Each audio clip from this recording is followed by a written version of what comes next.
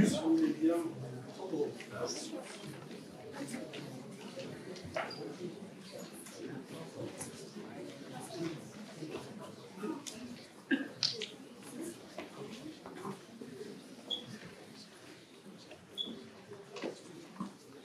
vous vois tous très attentifs, donc merci.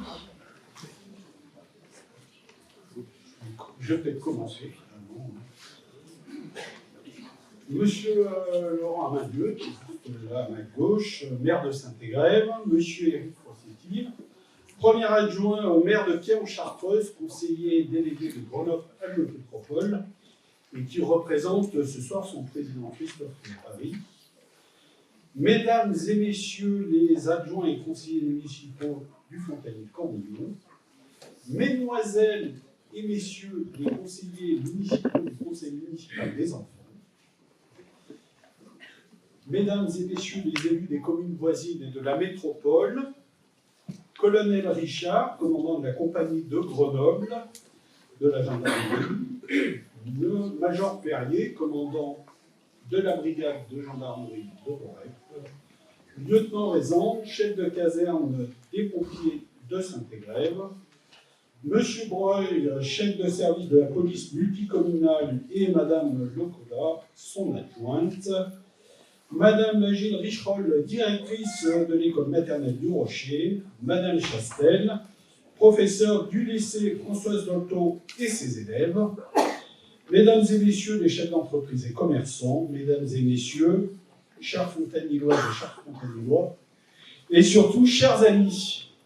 Voilà, le protocole étant fait, je vais tout de suite laisser la place à la jeunesse qui, ce soir, à travers nos élus du jeune conseil municipal des enfants, donc en CM2, Mila, Lison, Ilyes et Maël, et en CM1, William, Alice, Nolan et Pablo qui est malade, donc qui n'est pas là ce soir, il en fallait un.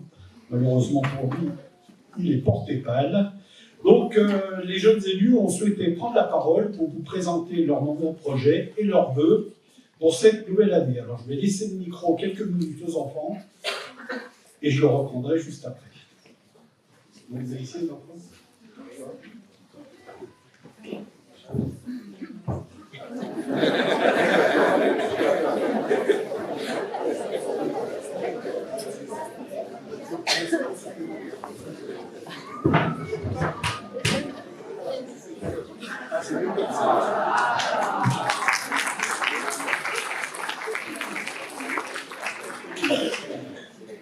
Nous sommes rassemblés devant vous ce soir pour vous souhaiter une belle et heureuse année 2025 et une très bonne santé. En tant que représentants de tous les enfants du Fontanier de Cornillon, nous avons pu vivre des projets enrichissants.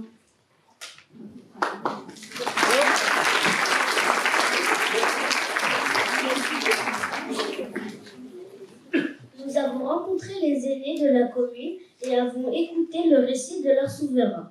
Nous leur avons posé des questions pour mieux comprendre leur quotidien d'autrefois. C'était très intéressant et parfois même surprenant.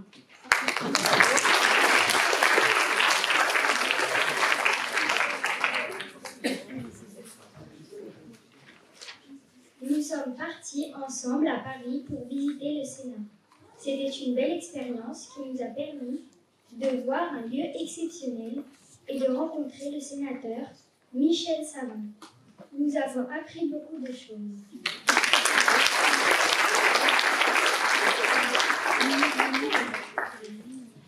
Nous avons également travaillé autour de la maquette du château du Rocher du Cornillon, aujourd'hui installé dans le haut de l'école. Nous avons fait des recherches et nous l'avons présenté devant nos camarades. Il y a eu beaucoup de questions.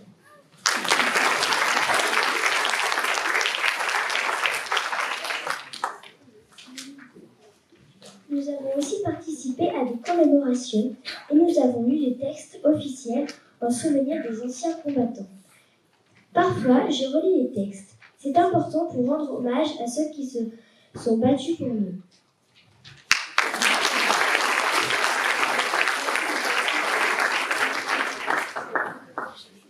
Cette année, 4 enfants nous ont rejoint le groupe du Conseil municipal des enfants. Notre première mission a été d'écrire un message à nos aînés. Ils ont été donnés au moment du repas des permanences de colis. C'était un bon moment.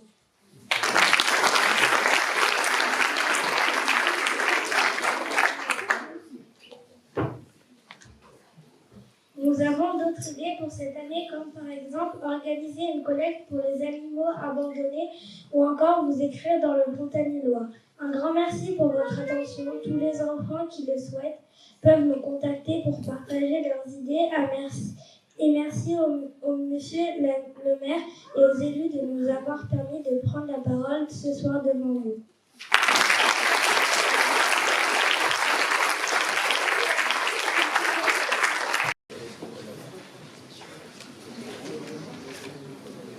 Chaque année, je suis à la fois honoré et ému en débattant mon discours des vœux.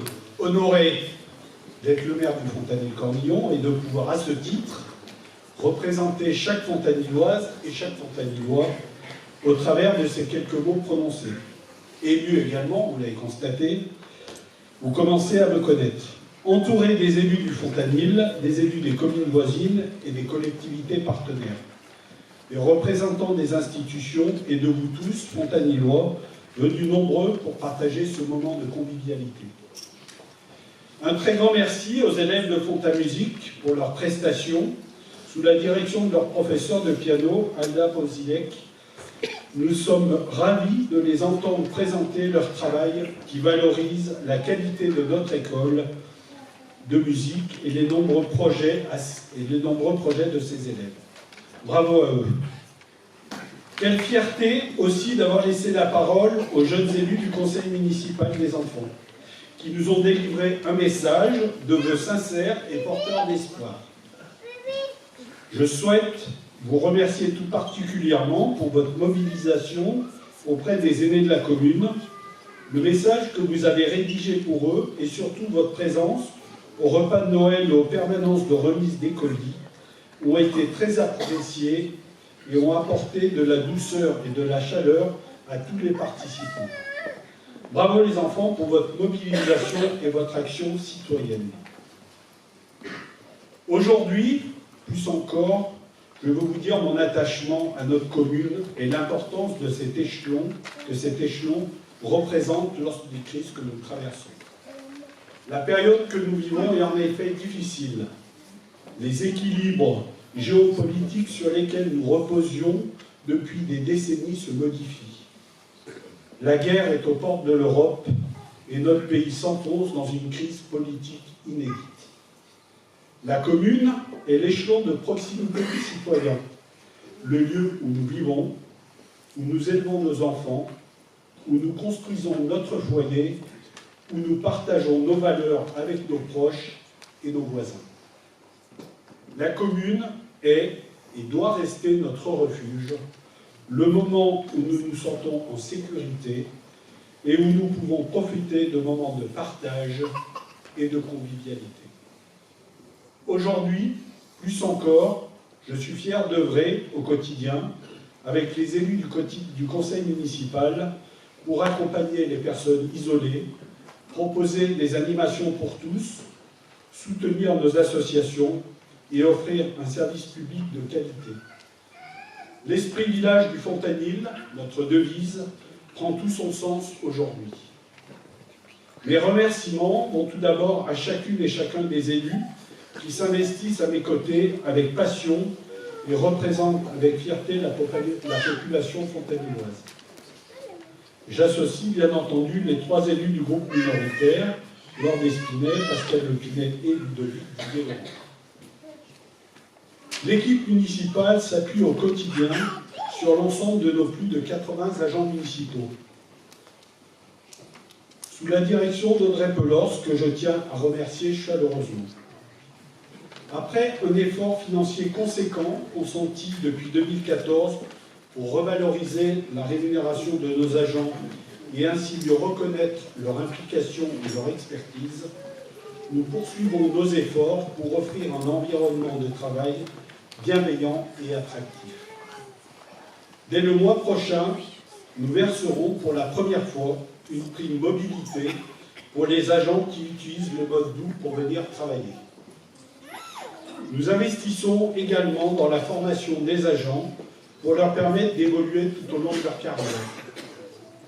Et formons nos cadres pour favoriser un management à la fois exigeant, mais aussi très bienveillant et à l'écoute de chacun. La fin de l'année 2024 a été marquée par une réorganisation de notre gouvernance, suite à la démission de Bernard Durand, 5e adjoint. Je souhaite ici le saluer et le remercier pour son travail, son implication et son sérieux durant toutes ces années. Cette démission a conduit Christian Lefel à rejoindre le conseil municipal. Je lui souhaite de s'épanouir dans ses nouvelles fonctions à nos côtés. Nous avons aussi également été amenés à élire un nouvel adjoint en novembre dernier, Salvatore Caltagirone, qui occupe désormais le rang de 5e adjoint, en charge de la tranquillité publique, de la sécurité et du protocole. Une nouvelle répartition des délégations a été instaurée. Jean-Louis Berger, premier adjoint, poursuit son travail dans l'urbanisme, l'aménagement et la vie commerciale. Brigitte Mongione voit ses délégations évoluer, puisque certaines ont été transférées à Salvatore Caltagirone, principalement le protocole, et en tant que deuxième adjointe, elle est désormais en charge du cadre de vie et de l'environnement, tout en poursuivant l'animation. Jean Reynaud, troisième adjoint, et Magali Bazia, quatrième adjoint, conservent leurs délégations, respectivement dans les secteurs de l'action éducative et de la jeunesse et de la vie associative pour Jean, et des solidarités et de la petite enfance pour Magali. Je reprends pour ma part, en direct, les missions liées aux travaux et à l'entretien des bâtiments anciennement confiés à Bernard Durand. Donc, un très grand merci à mon équipe d'adjoints pour le travail réalisé, pour leur disponibilité, pour leur implication au quotidien pour le Fontanil. Je remercie également, bien entendu, très sincèrement, tous les conseillers municipaux que j'aurai le plaisir, tout au long de mon discours, de nommer. L'année 2024 a été une année charnière, clôturant le projet structurant d'extension du groupe scolaire et ouvrant la perspective de projets qui sont initiés par cette fin de mandat. Revenons donc plus en détail sur les réalisations 2024 et projetons-nous également ensemble vers les projets 2025. Compte tenu des investissements majeurs réalisés au groupe scolaire durant ce mandat, je débuterai le bilan de l'année 2024 par les projets que nous avons menés pour continuer d'offrir aux jeunes fontanillois, aux équipes enseignantes et à nos agents les conditions optimales pour étudier et s'épanouir. Plus de 150 000 € ont été consacrés à l'isolation de l'école maternelle avec le changement de l'ensemble des menuiseries extérieures donnant sur la cour de récréation. Des aménagements complémentaires pour les vestiaires maternelles, des placards pour la salle des maîtres ou des casiers à chaussons ont été réalisés ou sont sur le point de l'être. En 2025, les travaux de rénovation des sanitaires en maternelle et en élémentaire sont programmés et le couloir de l'élémentaire non rénové, dans le cadre de l'extension du groupe scolaire, sera entièrement repris. Un terrain de basket sera également aménagé dans la cour de l'élémentaire, permettant à la fois aux enfants de s'amuser lors des récréations et les temps périscolaires, mais aussi aux enseignants de varier les activités sportives pour les élèves. Nous avons également continué à investir pour l'informatique à l'école. Chaque année, nous avons renouvelé les ordinateurs d'une classe élémentaire et nous le ferons encore en 2025. En 2024, nous avons aussi engagé des dépenses importantes en faveur d'un projet en maternelle porté par Stéphanie Lagile-Richol, directrice de l'école maternelle.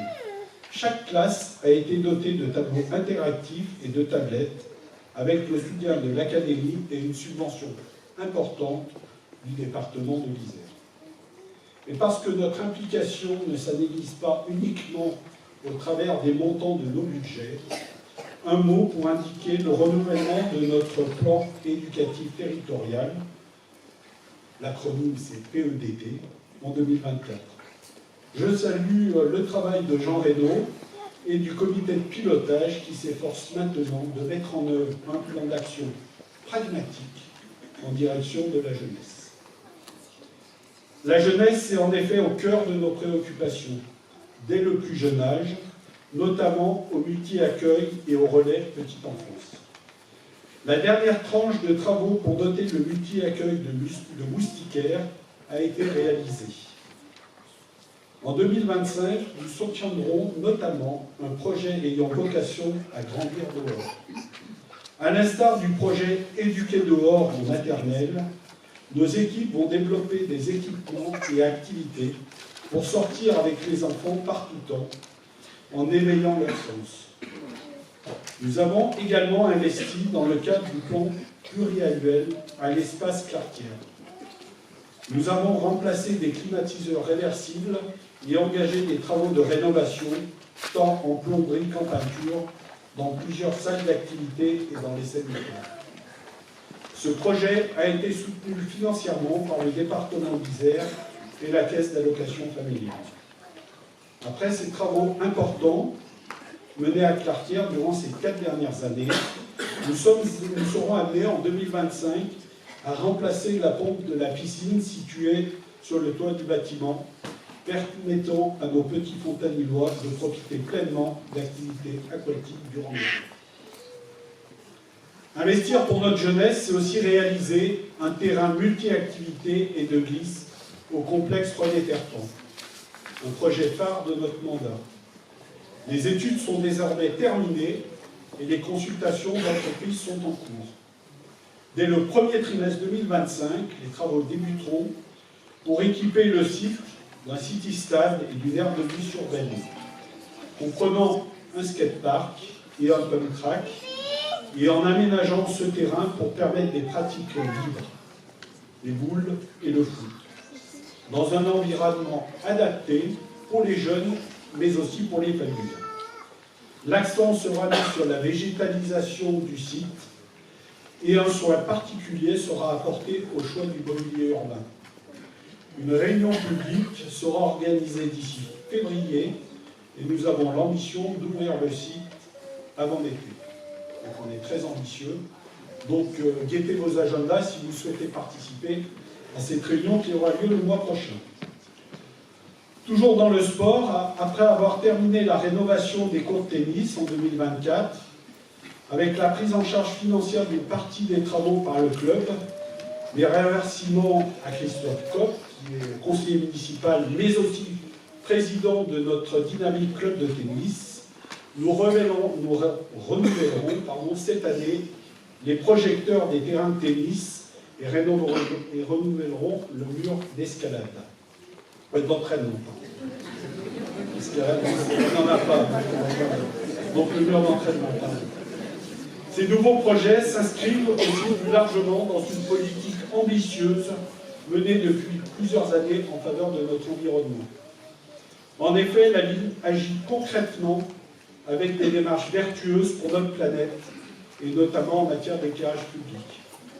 En 2024, nous avons poursuivi le remplacement de l'éclairage public pour doter les candélabres de LED, nettement moins énergivores et permettant d'abaisser l'intensité de l'allumage de 30% dès l'allumage, et ce jusqu'à 23 heures, et surtout de baisser cette intensité de 80% entre 23 heures et l'extinction du matin. J'assume donc à 100% le choix de notre équipe de ne pas plonger la commune dans le noir de la nuit pour préserver un sentiment de sécurité, mais en ayant une démarche responsable, en baissant fortement nos consommations d'énergie et plus précisément une baisse de 65% des consommations de nos éclairages LED. En 2025, nous accentuerons encore l'effort avec près de 80 000 € pour le remplacement et la sécurisation de notre éclairage public. Nous avons sollicité le département et Grenoble-Alpes Métropole au travers du Fonds vert de l'État pour contribuer au financement de ces investissements d'éclairage. Je compte donc sur nos partenaires pour nous accompagner. Pour préserver notre environnement, nous agissons aussi concrètement au quotidien. Dans nos bâtiments, avec des plans pluriannuels de rénovation de l'éclairage pour des laines moins consommatrices. Les sèche-mains se développent sur les sites pour réduire la consommation de papier jetable. Ou encore la suppression de la chaudière fuel à l'église pour un chauffage électrique va se concrétiser très prochainement. Effectivement, la commune est engagée pour entretenir le patrimoine communal. Au-delà de la chaudière, des travaux de toiture vont être réalisés à l'église. C'est aussi dans ce cadre que nous avons confirmé l'acquisition de la Maison Ray et de la salle Playback à Grenoble-Alpes Métropole. Après les délibérations des deux collectivités, les procédures administratives se terminent et nous signerons prochainement l'acte de vente. Ce patrimoine sera progressivement réhabilité. Un beau projet pour le prochain mandat. Malgré tout, des premiers travaux d'urgence seront engagés dès 2015 à la salle Playback. Dès 2025, pardon. Nous avons aussi œuvré dans le domaine des risques. Le travail conséquent des obligations légales de débroussaillement portées par Renaud Antoine et soutenu également par Pierre-Yves Combe se poursuit. Je les salue tous les deux pour leur investissement. En 2024, le dossier d'information et de communication des risques majeurs, communément appelé DICRIM, a également été préparé. Il est désormais finalisé et sera très prochainement disponible sous format numérique. Son impression et sa diffusion au Fontanillois sont programmées début 2025. Les élus ont par ailleurs participé à un exercice de mise en œuvre de notre plan communal de sauvegarde dans le cadre d'une mise en situation intercommunale et nous travaillons à un exercice conjoint en 2025 avec les deux directeurs de l'école. Dans le domaine de la culture, l'année a été riche en projets et dynamique artistiquement. Nous avons lancé le premier marché des artistes qui s'est tenu chaque premier dimanche du mois entre mai et octobre. Nous avons constaté très vite le succès de cette initiative avec la participation de nombreux peintres, sculpteurs et dessinateurs locaux. Merci à Nadège Caléjon et les élus de la culture, particulièrement mobilisés autour du lancement de ce nouveau rendez-vous du dimanche matin, qui a fait ses preuves et je vous annonce qu'il se poursuivra dès le printemps prochain. Nous avons également choisi, en 2024, de proposer au Club Photo du Fontanil de leur dédier l'exposition photo que nous exposons chaque année dans la rue, sur les candélabres d'éclairage public. Nos photographes ont présenté leur travail autour de la valorisation de notre village à travers des regards vivants, percutants et souvent émouvants sur notre environnement et notre vie locale. Un grand merci à eux pour leur participation et leur implication dans notre vie culturelle. Il est encore temps de voir leur travail, en ce moment exposé dans le quartier de l'école, avant d'autres emplacements prévus près de chez vous jusqu'au printemps prochain. Nous aurons aussi l'occasion de retrouver le club photo à l'Atrium pour une nouvelle exposition focale multiple. Je remercie à ce sujet Daniel Tassel, toujours investi avec beaucoup de cœur dans la sélection des projets qui sont régulièrement présentés au sein de notre galerie. Et je vous invite chaleureusement à profiter de la variété des spectacles pièces de théâtre et concerts programmés côté scène, pour toujours plus de plaisir et de moments partagés. Merci à Vincent Corbasson, conseiller municipal et acteur de ce lieu, pour son investissement. Nous relançons cette année le concours Objectif Photo, ouvert à tous, avec une catégorie adulte et une autre catégorie réservée à la jeunesse. Le thème « L'eau dans tous ses états » sera, j'en suis sûr, vous inspirer. Envoyez-nous vos photos avant le 15 mars. Il vous reste un peu plus de 2 mois. Merci notamment à Sophie Thévenet et Audrey Lambert qui contribuent avec leurs collègues du groupe de travail à sélectionner avec soin 6 compositions. La nouvelle édition du Lâcher de peintre, proposée sur le thème des descendants de l'Église, a mobilisé de nombreux artistes et favorisé les passerelles entre projets culturels. Les œuvres réalisées ont en effet été exposées à l'occasion des 200 ans de l'Église, qui ont donné lieu, entre septembre et novembre, à un beau projet collectif autour de la valorisation de notre patrimoine. Un patrimoine de proximité qui est également mis en lumière avec la réhabilitation du lavoir de la rue Bastière et la réalisation d'une fresque illustrant les usages d'époque autour de ces lieux de rencontre. Vous découvrirez très prochainement l'œuvre qui en découlera. Nous sommes également fiers de notre patrimoine vivant. Les récits témoignant de l'histoire de notre village, à travers le regard de ses habitants, se sont poursuivis. Quel plaisir avons-nous partagé à lire pour mieux comprendre un passé qui nous est commun et qui a contribué à faire le village que nous aimons aujourd'hui.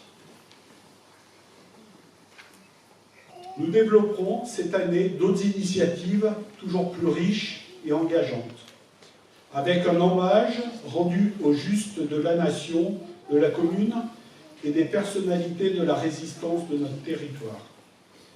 Et nous travaillerons à un projet de création théâtrale partagé en partenariat avec la métropole, l'Hexagone et les communes de notre bassin de vie. La culture est aussi accessible à travers la médiathèque et son riche fond de livres et de documents. Les animations proposées traduisent une forte volonté de rendre la lecture accessible à toutes les générations. Je remercie notamment Annie Lacassin pour son engagement et sa présence. De nouveaux aménagements réalisés au printemps dernier ont permis par ailleurs de valoriser l'espace jeunesse et de créer un fonds dédié à un public adolescent. N'hésitez pas à rencontrer l'équipe et à vous renseigner sur son actualité. Écoutez bien ce que je vais vous dire maintenant. Sachez que nous recherchons toujours des bénévoles pour venir aider au fonctionnement de notre médiathèque. Alors n'hésitez pas à venir nous solliciter. Nous avons eu également l'illustration en début de rencontre. L'école Fontamusique a fait elle aussi preuve d'un dynamisme toujours plus apprécié. Un grand merci à toute l'équipe d'enseignement pour la qualité de cet enseignement proposé et l'investissement démontré pour proposer des projets musicaux sur scène, favorisant l'expérience scénique et le partage autour de la musique. Côté sport, nous bénéficions de nombreux équipements gérés par le CIVOM du Néron. La piscine intercommunale et ses nombreuses activités proposées pour toutes les générations sont très fréquentées. Preuve de la réussite de ce bel équipement. Si depuis quelques années la gouvernance du CIVOM du Néron et de ses 6 communes est parfois difficile, elle se doit impérativement d'être constructive et objective pour mener à bien notre prochain projet de rénovation du gymnase Jeanny-Longo de Saint-Martin-de-Migny. Soyons efficaces pour mener ce projet et ne rouvrons pas le sujet de la participation financière des communes que nous avons très longuement discuté, amendé, puis validé il y a moins d'1 an. Nous avons trouvé une équité financière entre les communes, fruit de concessions des uns et des autres. Alors arrêtons là les débats et agissons concrètement ensemble. Nous tombons vers les élus du CIBA, mais nous disons aussi. L'équipe du CCAS, quant à elle, et les élus en charge des actions sociales poursuivent leur mobilisation au service des publics les plus fragiles, en proposant des projets favorisant le lien social et la rencontre. Nous avons organisé pour la première fois au Fontanil un forum des seniors et des aidants, avec la participation de nombreux partenaires, porteurs de ressources et de conseils. Je remercie Magali Bazia, adjointe Solidarité et vice-présidente du CCAS, pour son investissement dans la préparation de cette première édition qui a rencontré un grand succès et répondu à de nombreuses attentes. Nous développerons en 2025 des temps forts dédiés à l'accompagnement des aidants qui sont souvent isolés ou en grande difficulté, devant des épreuves qui nous concerneront sans doute tous un jour. Leur apporter des ressources, vous proposer des solutions, des contacts, des réponses est essentiel. Soyez assurés de notre volonté de construire avec vous ce projet. Le lien entre les générations est primordial. Nous l'avons évoqué il y a quelques minutes. La participation de nos jeunes élus aux festivités de Noël à destination de nos aînés a été particulièrement appréciée. Le partenariat avec les élèves du lycée Françoise Dolto a également donné lieu à des rencontres riches de sens, à travers des actions de solidarité, comme la campagne Octobre Rose, ou autour de rencontres entre les jeunes et les plus anciennes générations. Notre carte de vœux a d'ailleurs mis l'accent sur ce lien avec le message suivant, vous avez certainement tous bien relu: les générations se mêlent, l'avenir se construit ensemble. Nous avons donc à cœur de poursuivre cette dynamique et de favoriser des actions qui mêlent les publics, engagent les échanges et encouragent le dialogue. J'essaie de pouvoir compter sur toute l'équipe du CCAS, notamment Florence Poussin et Richard de Saint-Léger, pour poursuivre cette dynamique, avec également le concours de Christian Lefel, qui a rejoint depuis novembre notre groupe de majorité et à qui je renouvelle mes vœux de bienvenue. Nous sommes et restons à l'écoute de vos besoins, à toutes les étapes de votre vie. N'hésitez pas à venir à notre rencontre, nous vous accueillerons avec plaisir. La culture, le lien social en sont les axes forts, comme vous avez pu l'entendre à l'instant. Le cadre de vie, c'est aussi la propreté de nos espaces publics, son fleurissement. Un grand merci aux services qui s'impliquent en la matière, parfois pour nettoyer les dégradations que je déplore vivement. Nous sommes et nous restons attentifs à maintenir notre village dans un écrin. Cela passe aussi par un rappel des règles fondamentales du vivre ensemble et du respect d'autrui. Je souhaite également, à cet instant, remercier nos travailleurs de l'ESAT de Sainte-Agnès qui assurent le ramassage des trop nombreux papiers et déchets. Le handicap et l'inclusion par le travail sont pour nous une priorité. Notre fleurissement se réinvente également au fil des saisons et chaque année, ce sont de nouvelles couleurs, de nouvelles essences que nous découvrons. Chaque année, de nouveaux massifs sont créés et nous en sommes très heureux. Nous restons aussi également vigilants pour que l'entretien de chaque site soit réalisé au mieux. Un subtil équilibre, donc, entre création et entretien. Le travail de Bernard Durand en matière est désormais suivi par Brigitte Mangione, que je sais mobiliser pour accompagner nos services. Enfin, un cadre de vie privilégié, c'est un village dans lequel notre sécurité et notre tranquillité sont assurées. Nous sommes quotidiennement mobilisés avec la gendarmerie et la police municipale que je remercie chaleureusement.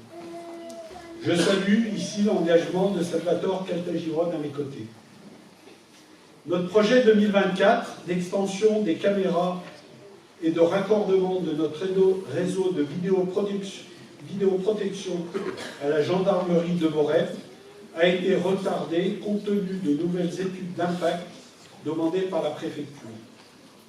Aujourd'hui, ces études sont terminées et en cours d'instruction à la préfecture. Nous pourrons prochainement engager les travaux, mais nous pouvons d'ores et déjà nous satisfaire des plus de 80 caméras installées sur notre territoire.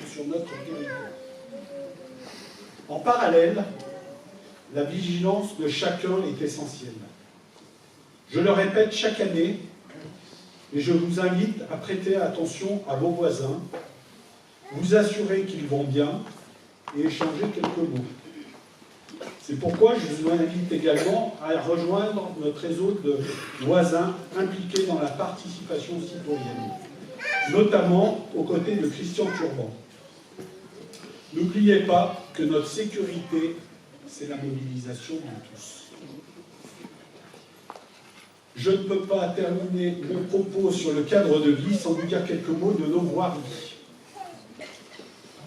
Depuis le transfert des compétences à Grenoble-Alpes Métropole, nous avons pu engager certains aménagements de voiries en partenariat et nous nous en félicitons. Je remercie d'ailleurs nos deux représentants locaux de la métropole, que j'ai salué tout à l'heure, je ne vois pas là, mais je sais présents. Donc merci à eux pour leur proximité. Cependant, il y a toujours un cependant quand je parle de la métro, malheureusement. Depuis 2 ans, les caisses de la métro semblent vides. Ou tout du moins, les priorités de l'exécutif ne s'orientent absolument pas vers les projets d'entretien et d'aménagement de voirie. En 2024, nous avons pu enfin réaliser l'aménagement de la rue du Lanfray avec Territoire Énergie 38, sécuriser cette rue en la mettant en sens unique, en l'aménageant, en enfouissant les réseaux et en changeant l'ensemble des mâts d'éclairage public. Cela n'a pas été évident entre les reports, les annulations de crédit, mais nous y sommes parvenus pour un investissement communal de plus de 175 000 €. Je remercie donc Jean-Louis Berger pour avoir suivi attentivement ce chantier avec nos services. Nous avons également poursuivi l'aménagement du centre du village et de la rue du Paluel, devant la fromagerie et l'ex-agence immobilière, pour harmoniser la rue dans la continuité de la zone piétonne. Là encore, nous avons été amenés à abonder le projet à hauteur de 25 000 €. Désormais, nous n'avons plus de visibilité sur les prochains projets. Grenoble-Alpes Métropole nous ayant indiqué que les crédits voirie étaient gelés en 2025 et 2026. Alors que depuis 2015, la commune a transféré des crédits à la métropole pour entretenir les voiries, nous ne pouvons que déplorer le fait que celle-ci se dégrade et que nos projets sont reportés d'année en année. Que dire des projets de rénovation de la rue Bavière, de la rue Pierre-Guerre et des abords du lycée professionnel, de la Grande Rue et de l'aménagement cycle de la zone d'activité qui s'arrête au panneau de sortie de la commune de Saint-Égal. Malheureusement, on doit croire que nous n'avons pas de cyclistes qui travaillent au Fontanier. Et malheureusement également, les années passent et l'exécutif de la métropole reporte, faute de crédit, correctement affecté à l'entretien des voiries. Le message sera passé par le représentant de Christophe Ferrari, je n'en doute pas. Cette année, nous avons préparé ce budget dans un contexte budgétaire national incertain et difficile. Cette année encore, nous avons fait le choix de ne pas augmenter les taux d'imposition des Fontanillois pour la 16e année consécutive. Nous sommes fiers que ces taux soient parmi les plus bas de la métropole. Un réel défi que nous relevons grâce à notre rigueur, notre volonté sans faille de ne pas tomber dans la facilité des hausses d'impôts. Notre équipe est également fière de pouvoir respecter les engagements pris pour le mandat 2020-2026 en matière de désendettement, avec une baisse de notre dette de plus de 30% en 6 ans. Un vrai défi que nous avons relevé tout en investissant plus de 10 millions d'euros pour notre village durant ce mandat. En 2025, nous serons toujours mobilisés pour la qualité de nos espaces publics, pour favoriser les échanges et la convivialité. Au-delà des montants inscrits au budget, l'engagement de l'équipe municipale se traduit par un véritable investissement d'énergie et de travail, pour offrir aux Fontanillois un service public de qualité, à l'écoute de tous, pour un village apaisé et convivial. Nous multiplions les occasions de nous rencontrer et d'échanger, à l'image des visites de quartier qui se sont tenues cet automne, ou encore la 3e édition de la fête de village le 7 septembre dernier.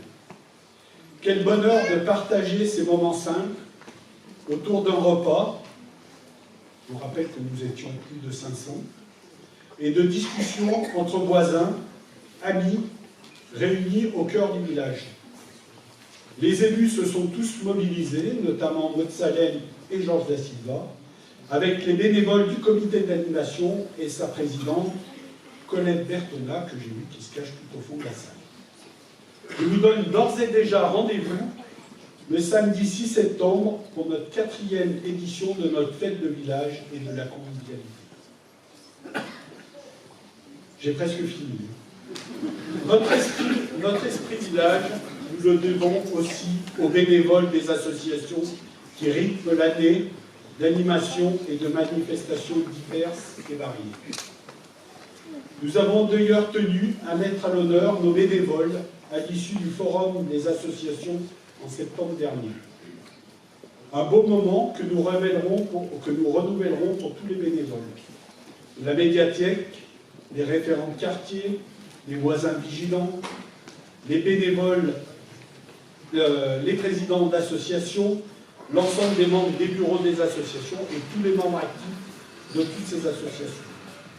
Sans vous, nous ne pourrions pas offrir aux Fontanillois tous ces moments de partage, de convivialité et de rassemblement. Sans vous, les bénévoles, nous ne pourrions pas développer toutes ces activités et ces initiatives qui fédèrent et créent le lien. Nous ne pourrions pas porter seuls la vie de notre communauté. Je vous en remercie, chacune et chacun, au nom du conseil municipal. Enfin, l'esprit village, c'est également notre vie commerciale et nos commerçants dynamiques, qui animent le cœur de notre village et proposent des produits de qualité. La commune est à leur côté plus que jamais. En 2024, nous avons d'ailleurs acquis un local, place de la Fontaine, en vue d'une future location commerciale. Cet investissement s'inscrit dans une démarche globale de soutien au commerce local et à sa dynamisation. Je profite de ces quelques mots sur nos commerçants pour dire ma joie d'avoir pu retrouver M. Bichon, notre boucher, en activité et remis de son malaise cardiaque qui nous a tous émus lors d'un dimanche de marché. Cette émotion s'est d'ailleurs traduite en action, puisque nous avons décidé d'acquérir 2 défibrillateurs à implanter à l'extérieur, accessibles pour tous et par tous. Pour conclure cette cérémonie de vœux, je tiens en mon nom, au nom de l'ensemble des élus du conseil municipal, au nom du personnel communal, à vous présenter nos vœux les plus sincères, de santé avant tout, de réussite dans vos projets et de bonheur auprès des vôtres. Je remercie maintenant chaleureusement les élèves du lycée Dolto et leur dynamique professeur Rochastel, qui vont assurer le service aux côtés d'élus et de notre irremplaçable Nathalie Netteos. Et maintenant, je vous invite tous à partager un verre et je vous remercie de m'avoir écouté longtemps.